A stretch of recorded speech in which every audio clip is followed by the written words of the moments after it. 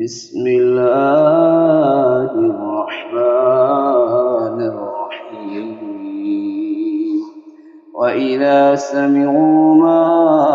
أنزل إلى الرسول ترى أعينهم تفيض من الدمع مما عرفوا من الحق يقولون ربنا آمنا فاكتبنا مع الشاهدين وما لنا لا نؤمن بالله وما جاءنا من الحق ونطمع أن يدخلنا ربنا مع القوم الصالحين فأثابهم الله بما قالوا جنات تجري من تحتها الأنهار خالدين فيها وذلك جزاء المحسنين والذين كفروا وكذبوا بآياتنا أولئك أصحاب الجحيم يا أيها الذين آمنوا لا تحرموا طيبات ما أحل الله لكم ولا تعتدوا إن الله لا يحب المعتدين وكلوا مما رزقكم الله حلالا طيبا واتقوا الله الذي أنتم به مؤمنون لا يؤاخذكم الله باللغو في أيمانكم ولكن يؤاخذكم بما عقدتم الأيمان فكفارته إطعام 10 مساكين من أوسط ما تطعمون أهليكم أو كسوتهم أو تحرير رقبة ومن لم يجد فصيام 3 أيام ذلك كفارة أيمانكم إذا حلفتم واحفظوا أيمانكم كذلك يبين الله لكم آياته لعلكم تشكرون يا أيها الذين آمنوا إنما الخمر والميسر والأنصاب والأزلام رجس من عمل الشيطان فاجتنبوه لعلكم تفلحون إنما يريد الشيطان أن يوقع بينكم العداوة والبغضاء في الخمر والميسر ويصدكم عن ذكر الله وعن الصلاة فهل أنتم منتهون وأطيعوا الله وأطيعوا الرسول واحذروا فإن توليتم فاعلموا أنما على رسولنا البلاغ المبين ليس على الذين آمنوا وعملوا الصالحات جناح فيما طعموا إذا ما اتقوا وآمنوا وعملوا الصالحات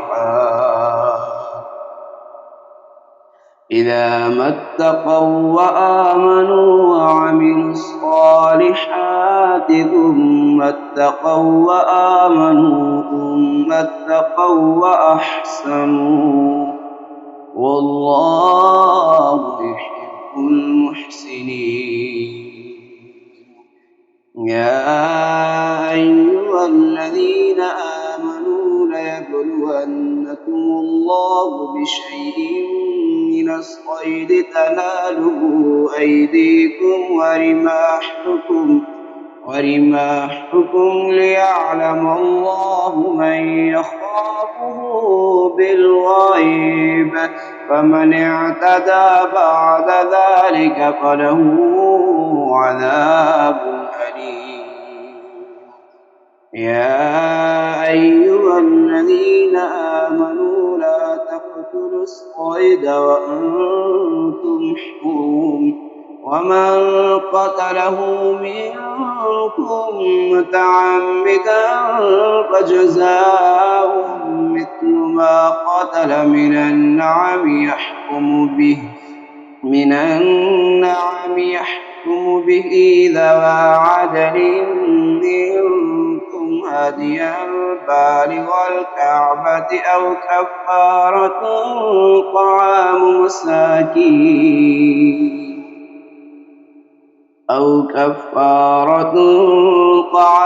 مساكين أو عدل ذلك صياما ليذوق وبال أمره، عفى الله عما سلف،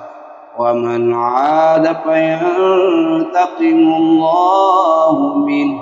والله عزيز انتقام. أحل لكم صيد البحر وطعامه متاعا لكم وللسيارة، وحرم عليكم صيد البر ما دمتم حرما، واتقوا الله الذي إليه تحشرون. جعل الله الكعبة البيت الحرام قياما للناس والشهر الحرام والهدي والقلائد، ذلك لتعلموا أن الله يعلم ما في السماوات وما في الأرض، وأن الله بكل شيء عليم. اعلموا أن الله شديد العقاب وأن الله غفور رحيم. ما على الرسول إلا البلاغ، والله يعلم ما تبدون وما تكتمون. قل لا يستوي الخبيث والطيب ولو أعجبك كثرة الخبيث، فاتقوا الله يا أولي الألباب لعلكم تفلحون. يا أيها الذين آمنوا لا تسألوا عن أشياء إن تبد لكم تسؤكم، وإن تسألوا عنها حين ينزل القرآن تبد لكم عفى الله عنها، والله غفور حليم. قد سألها قوم من قبلكم ثم أصبحوا بها كافرين. ما جعل الله من بحيرة ولا سائبة ولا وصيلة ولا حام،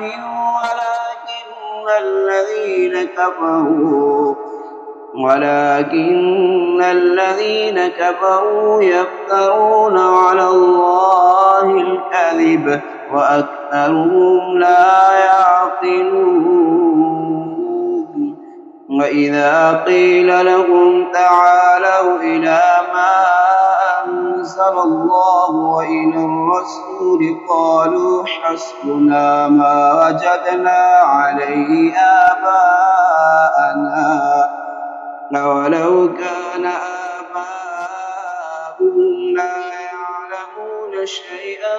ولا يهتدون. يا آمنوا عليكم أنفسكم لا يضركم من ضل إذا اهتديتم إلى الله مرجعكم جميعا فينبئكم بما كنتم تعملون. يا أيها الذين آمنوا شهادة بينكم إذا حضر أحدكم الموت حين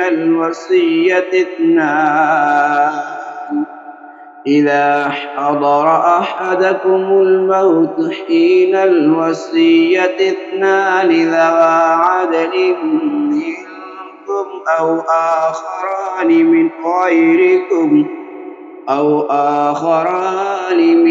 غيركم إن أنتم ضربتم في الأرض فأصابتكم مصيبة الموت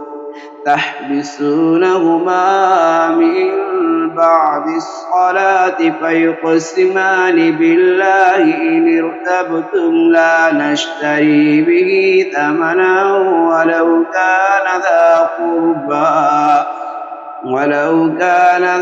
قربى ولا نكتم شهادة الله إنا إذا لمن الآثمين. فإن عثر على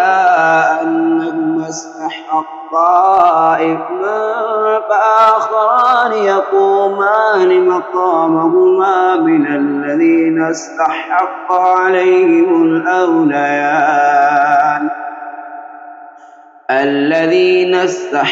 عليهم الأوليان فيقسمان بالله لشهادتنا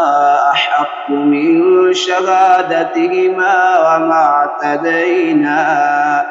إنا إذا لمن الظالمين. ذلك أدنى أن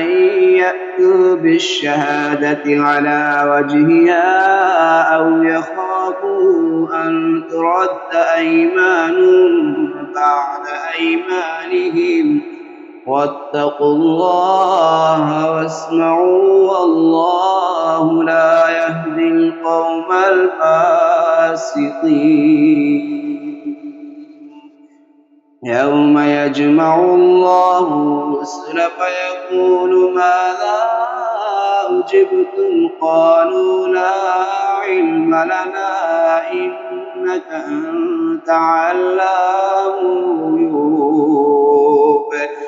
إذ قال الله يا عيسى ابن مريم اذكر نعمتي عليك وعلى والدتك إذ أيدتك بروح القدس تكلم الناس في المهد وكهلا وإذ علمتك الكتاب والحكمة والتوراة والإنجيل وإذ تخلق من الطين كهيئة الطير بإذني فتنفخ فيها فتكون طيرا بإذني وتبرئ الأكمه والأبرص بإذني وإذ تخرج الموتى بإذني وإذ كفرت بني إسرائيل عنك إذ جئتهم بالبينات فقال الذين كفروا منهم إن هذا إلا سحر مبين. وإذ أوحيت إلى الحواريين أن آمنوا برسولكم وبرسولي وإذ أوحيت إلى الحواريين أن آمنوا بي وبرسولي قالوا آمنا واشهد بأننا مسلمون. إذ قال الحواريون يا عيسى عيسى ابن مريم هل يستطيع ربك أن ينزل علينا مائدة من السماء قال اتقوا الله إن كنتم مؤمنين قالوا نريد أن نأكل منها وتطمئن قلوبنا ونعلم أن قد صدقتنا ونكون عليها من الشاهدين قال عيسى ابن مريم اللهم ربنا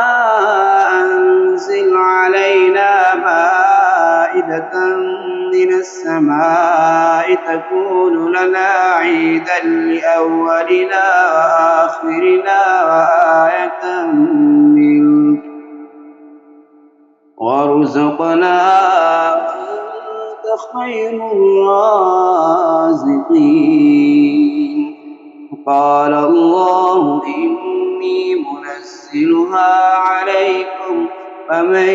يكفر بعد منكم فإني أعذبه عذابا لا أعذبه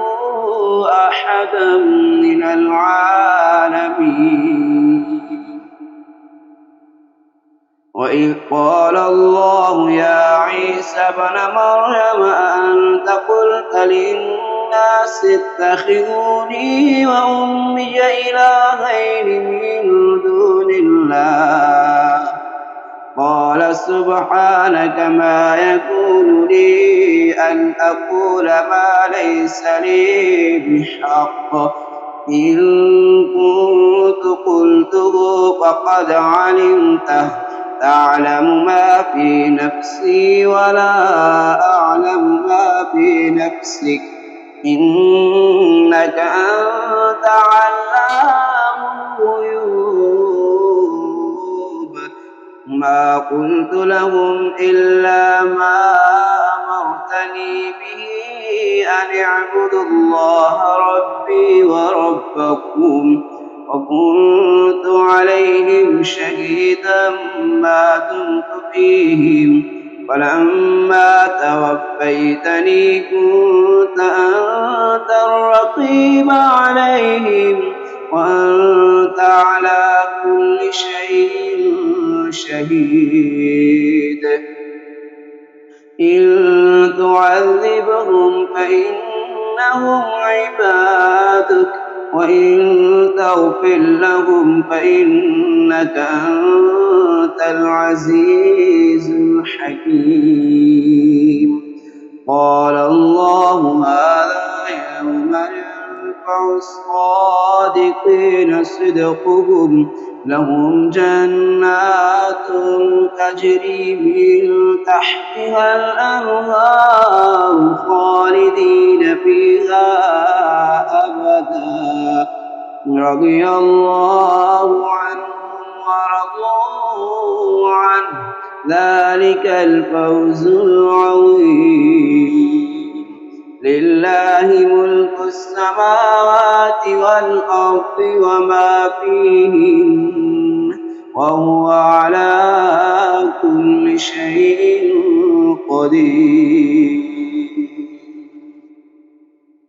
سورة الأنعام مكية. بسم الله الرحمن الرحيم. الحمد لله الذي خلق السماوات والأرض وجعل الظلمات والنور ثم الذين كفروا بربهم يعدلون هو الذي خلقكم من طين ثم قضى أجلا وأجل مسمى عنده ثم أنتم تمترون وهو الله في السماوات وما في الأرض وهو الله في السماوات وفي الأرض يعلم سركم وجهركم ويعلم ما تكسبون وما تأتيهم من آية من آيات ربهم إلا كانوا عنها معرضين فقد كذبوا بالحق لما جاءهم وسوف يأتيهم أنباء ما كانوا به يستهزئون ألم يروا كم أهلكنا من قبلهم من قرن مكناهم في الأرض ما لم نمكن لكم وأرسلنا السماء عليهم مدرارا وجعلنا الأنهار تجري من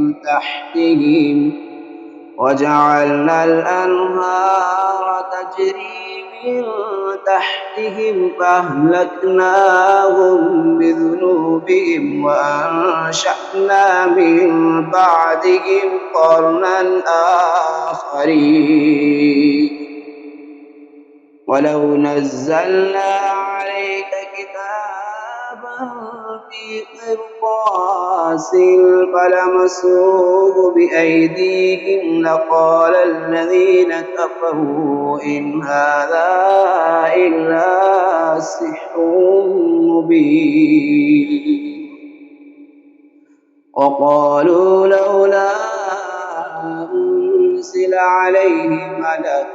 ولو أنزلنا ملكا لقضي الأمر ثم لا ينظرون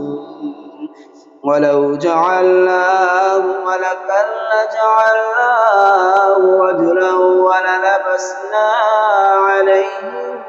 ما يلبسون ولقد استهزئ برسل من قبلك فحاق بالذين سخروا منهم ما كانوا به يستهزئون قل سيروا في الأرض ثم انظروا كيف كان عاقبة المكذبين قل لمن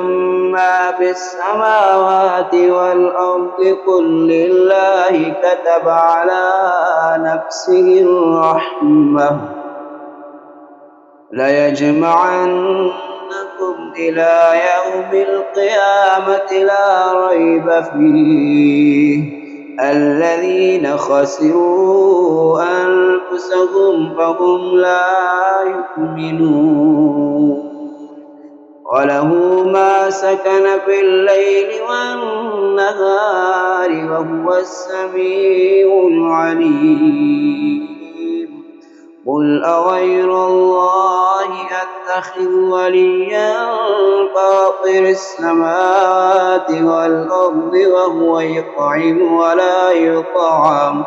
قل إني أمرت أن أكون أول من أسلم ولا تكونن من المشركين قل إني أخاف إن عصيت ربي عذاب يوم عظيم من يصرف عنه يومئذ فقد رحمه وذلك الفوز المبين وإن يمسسك الله بضر فلا كاشف له إلا هو وإن يمسسك بخير فهو على كل شيء قدير وهو القاهر فوق عباده وهو الحكيم الخبير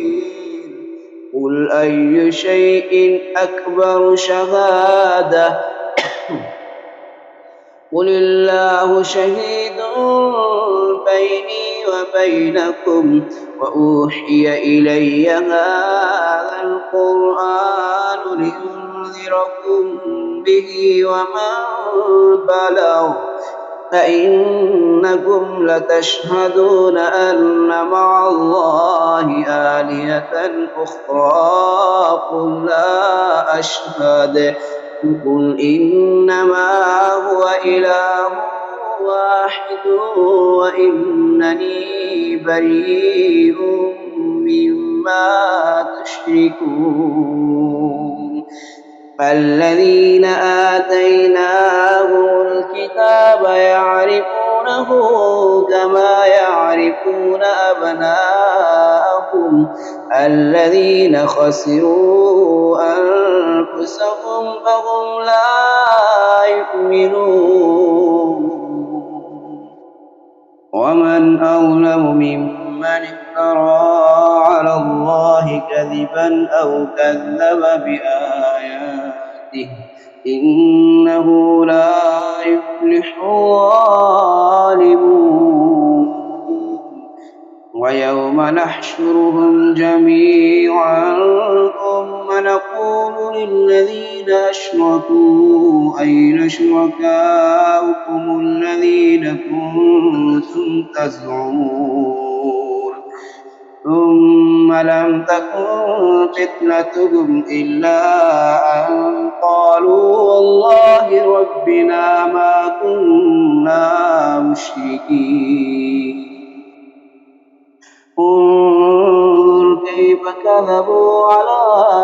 أنفسهم وضل عنهم ما كانوا يفترون ومنهم من يستمع إليك وجعلنا على قلوبهم أكنة أن يفقهوه وفي آذانهم وقرا وإن يروا كل آية لا يؤمنوا بها حتى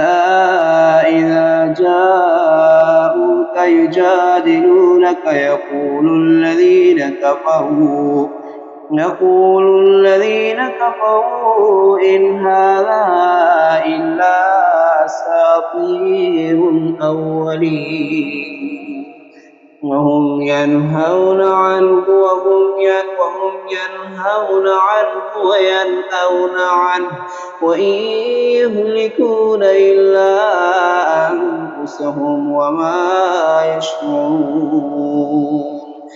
ولو ترى إذ وقفوا على النار فقالوا يا ليتنا نرد ولا نكذب بآيات ربنا ونكون من المؤمنين بل بدا لهم ما كانوا يخفون من قبل ولو ردوا لعادوا لما نهوا عنه وإنهم لكاذبون وقالوا إن هي إلا حياتنا الدنيا وما نحن بمبعوثين ولو ترى إذ وقفوا على ربهم قال أليس هذا بالحق قالوا بلى وربنا قال فذوقوا العذاب بما كنتم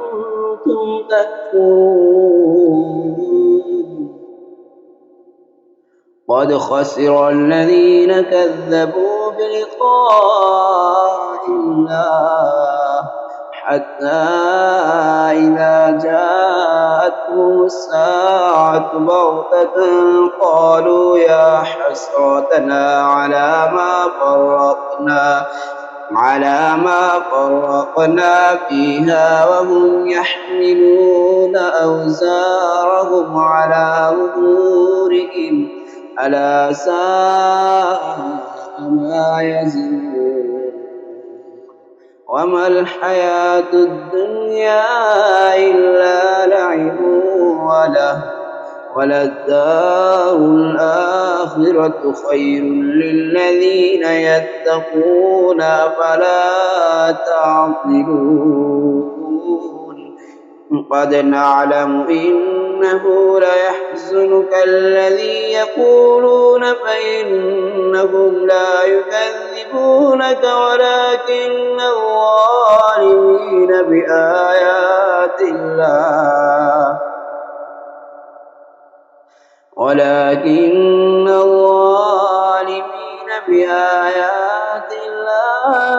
يجحدون قد نعلم إنه ليحزنك الذي يقولون فإنهم لا يكذبونك ولكن الظالمين بآيات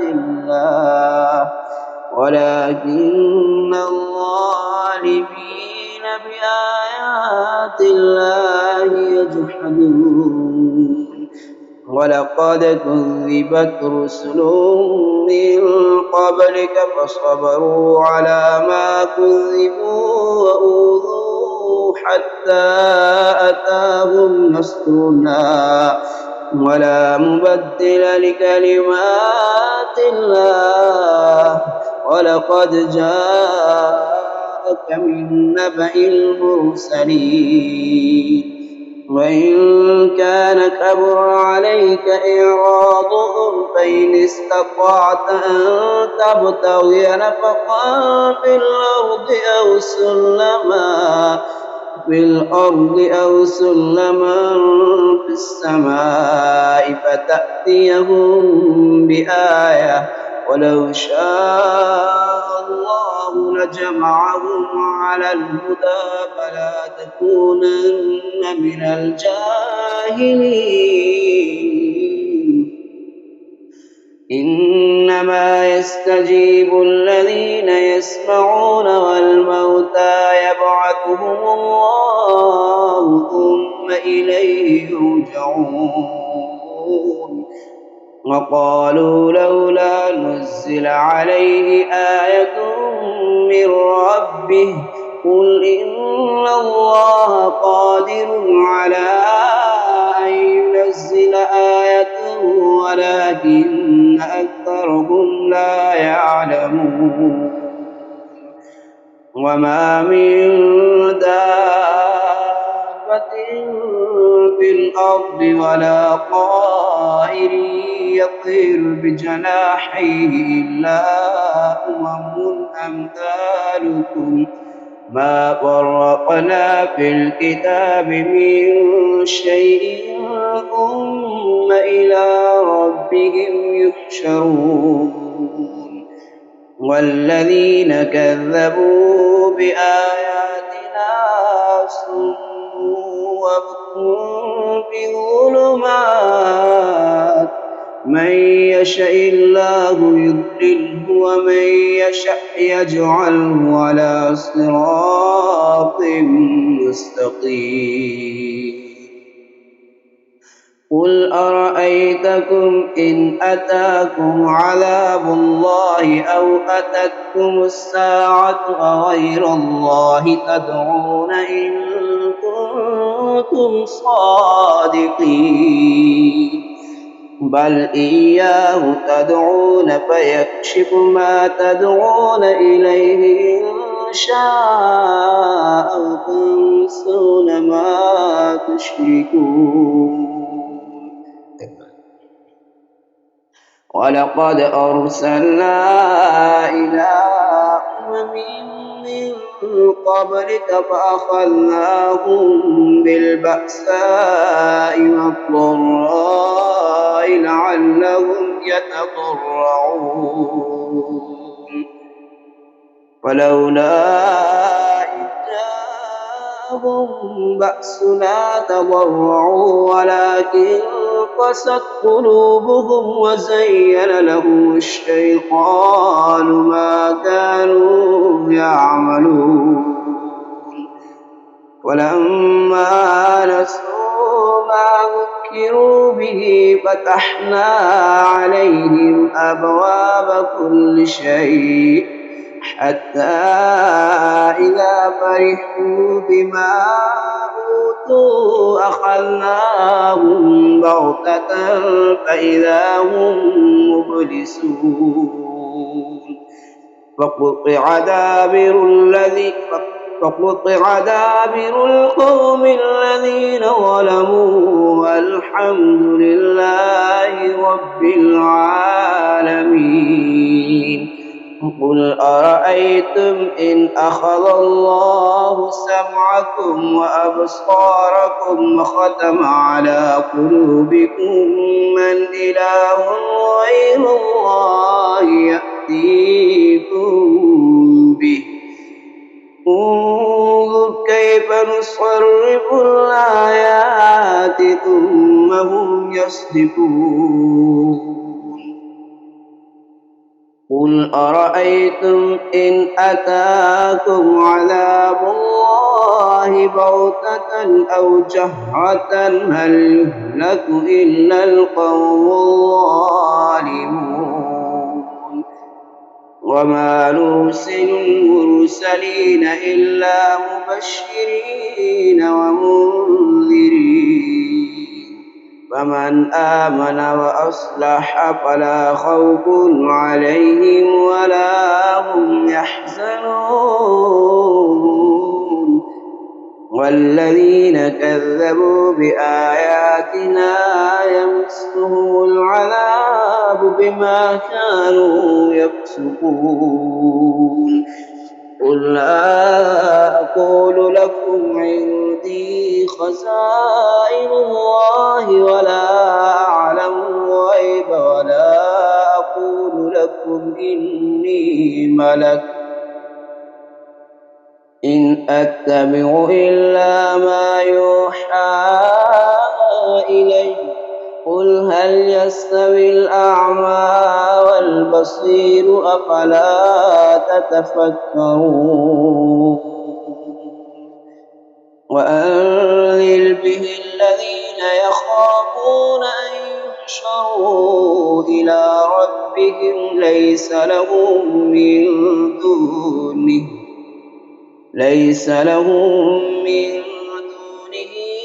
ولي ولا شفيع لعلهم يتقون.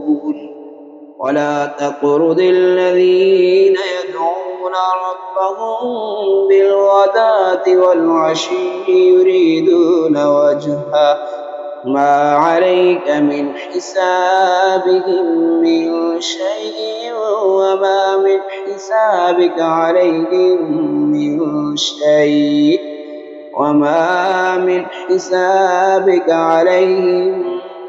شيء فتطردهم فتكون من الظالمين.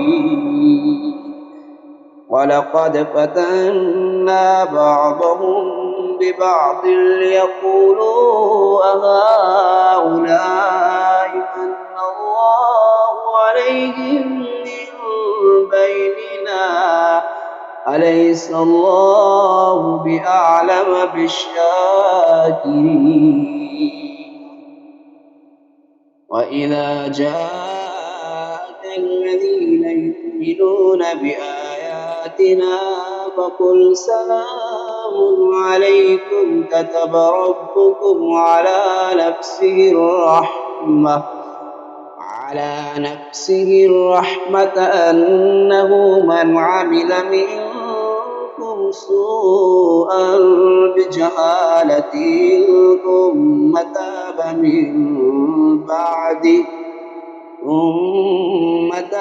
من بعده وأصلح فأنه غفور رحيم. وكذلك نفصل الآيات ولتستبين سبيل المجرمين. قل إني نهيت أن أعبد الذين تدعون من دون الله قل لا أتبع أهواءكم قد ضللت إذا وما أنا من المهتدين قل إني على بينة من ربي وكذبتم به ما عندي ما تستعجلون به إن الحكم إلا لله يقص الحق وهو خير الفاصلين قل لو أن عندي ما تستعجلون به لقضي الأمر بيني وبينكم والله أعلم بالظالمين وعنده مفاتح الغيب لا يعلمها إلا هو ويعلم ما في البر والبحر وما تسقط من ورقة إلا يعلمها ولا حبة في ظلمات الأرض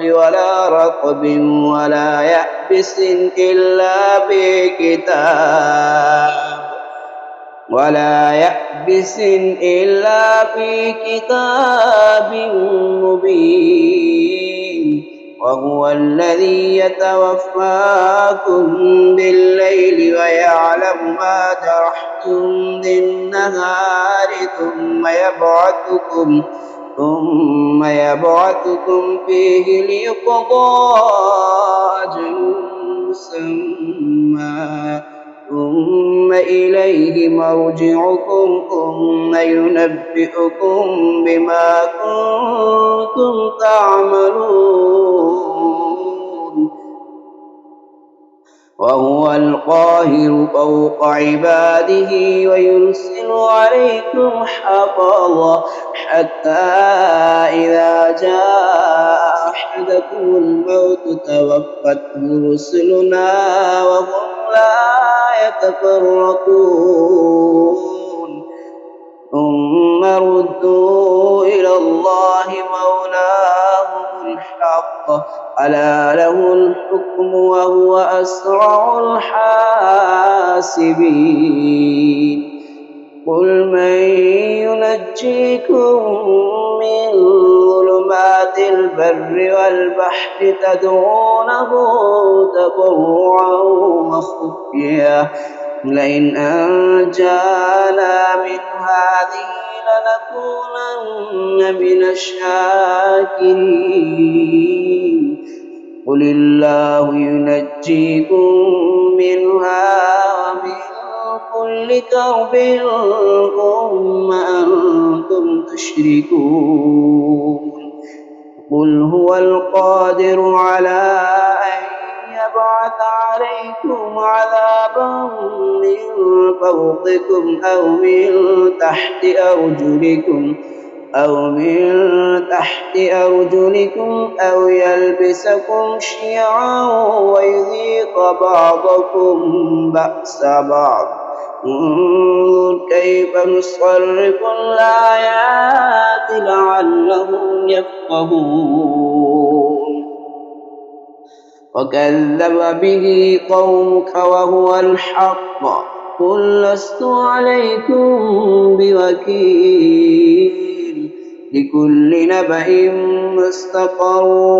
وسوف تعلمون وإذا رأيت الذين يخوضون في آياتنا فأعرض عنهم حتى يخوضوا في حديث غيره وإما ينسينك الشيطان فلا تقعد بعد الذكرى مع القوم الظالمين وما على الذين يتقون من حسابهم من شيء ولكن ذكرى لعلهم يتقون وذر الذين اتخذوا دينهم لعبا ولهوا وغرتهم الحياة الدنيا وذكر به أن تبصر نفس بما كسبت ليس لها من دون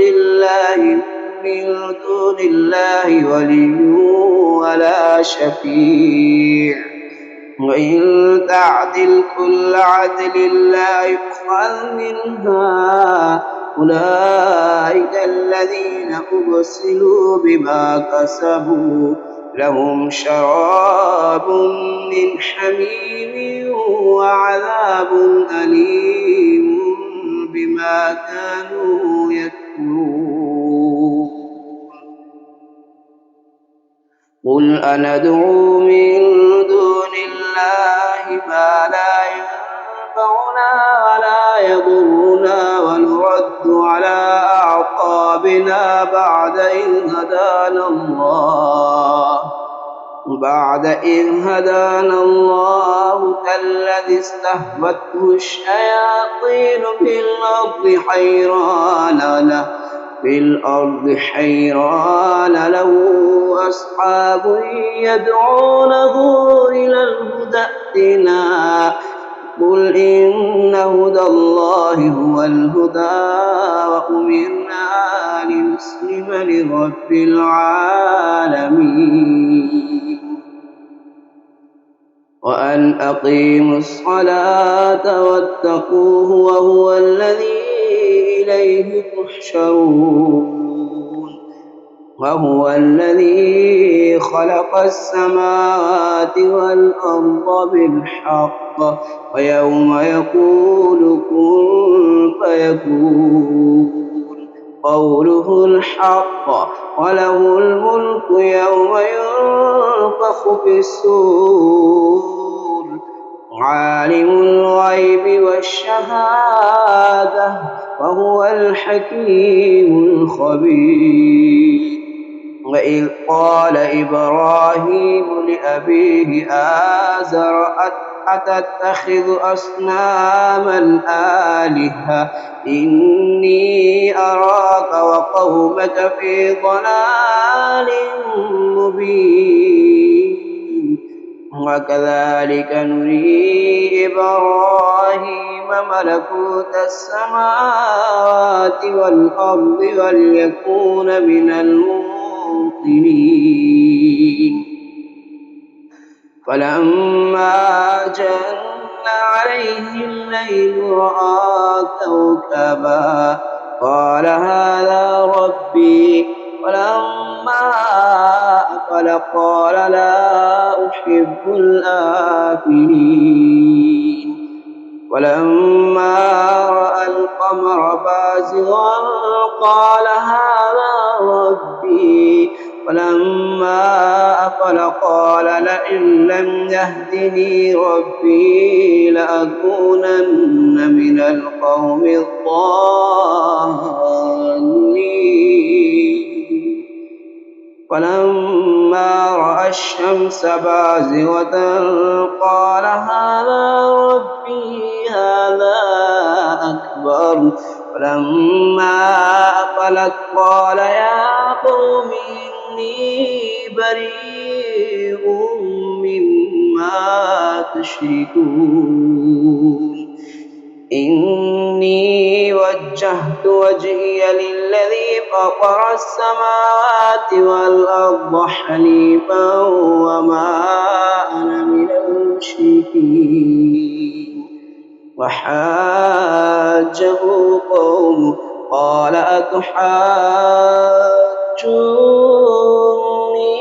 بالله وقد هدان ولا أخاف ما تشركون به إلا أن يشاء ربي شيئا وسع ربي كل شيء علما أفلا تتذكرون فكيف أخاف ما أشركتم ولا تخافون أنكم أشركتم بالله ما لم ينزل به عليكم سلطانا فأي الفريقين أحق بالأمن إن كنتم تعلمون الذين آمنوا ولم يلبسوا إيمانهم بظلم أولئك لهم الأمن وهم مهتدون وتلك حجتنا آتيناها إبراهيم على قومه نرفع درجات من نشاء إن ربك حكيم عليم ووهبنا له إسحاق ويعقوب كلا هدينا ونوحا هدينا من قبل ومن ذريته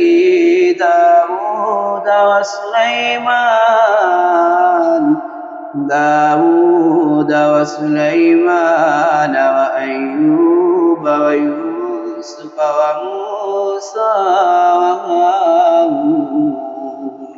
وكذلك نجزي المحسنين وزكريا ويحيى وعيسى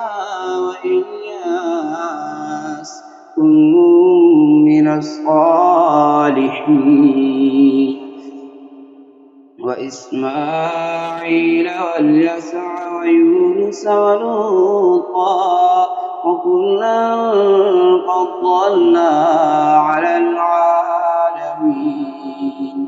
ومن آبائهم وذرياتهم وإخوانهم واجتبيناهم وهديناهم إلى صراط مستقيم ذلك هدى الله يهدي به من يشاء من عباده ولو أشركوا لحبط عنهم ما كانوا يعملون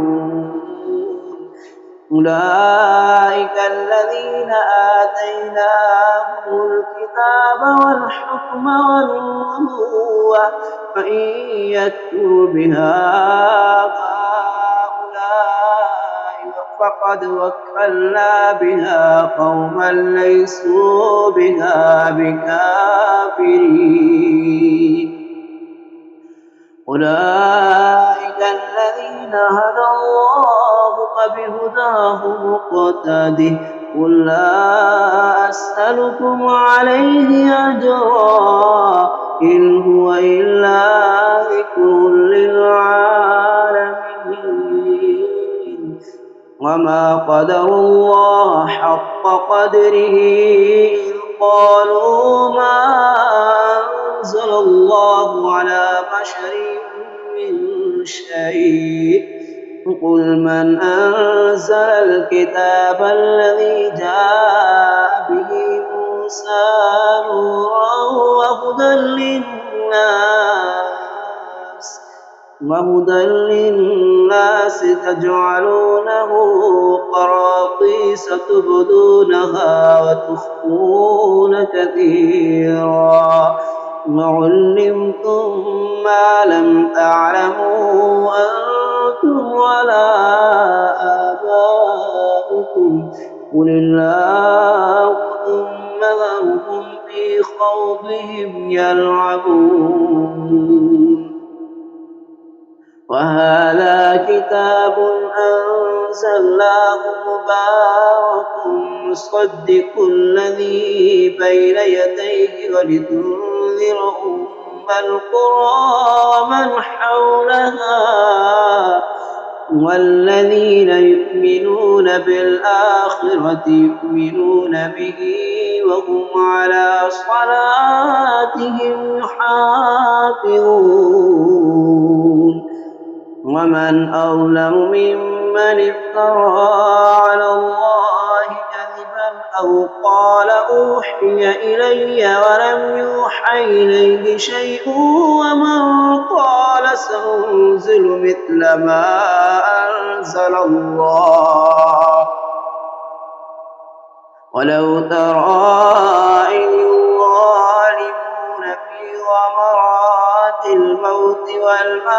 والملائكة باسطوا أيديهم أخرجوا أنفسكم اليوم تجزون عذاب الهون بما كنتم تقولون على الله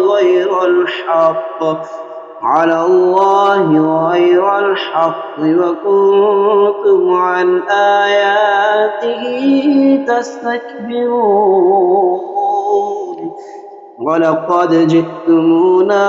فرادا كما خلقناكم أول مرة وتركتم ما خولناكم وراء ظهوركم وما نرى معكم شفعاءكم الذين زعمتم أنهم فيكم شركاء لقد تقطع بينكم وضل عنكم ما كنتم تزعمون إن الله فالق الحب والنوى يخرج الحي من الميت ومخرج الميت من الحي ذلكم الله فأنى تؤفكون فالق الإصباح وجعل الليل سكنا والشمس والقمر حسبانا ذلك تقدير العزيز العليم وهو الذي جعل لكم النجوم لتهتدوا بها في ظلمات البر والبحر قد فصلنا الآيات لقوم يعلمون وهو الذي أنشأكم من نفس واحدة فمستقر ومستودع قد فصلنا الآيات لقوم يفقهون وهو الذي أنزل من السماء ماء فأخرجنا به نبات كل شيء فأخرجنا منه خضرا نخرج منه حبا متراكبا ومن النخل من طلعها قنوان دانية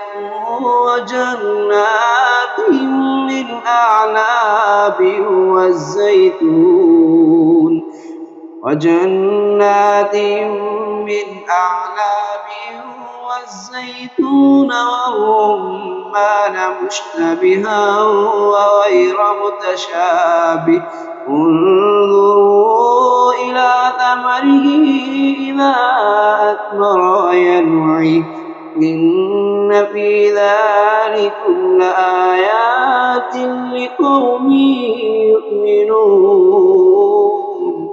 وجعلوا لله شركاء الجن وخلقهم وخرقوا له بنين وبنات بغير علم سبحانه وتعالى عما يصفون بديع السماوات والأرض أنى يكون له ولد ولم تكن له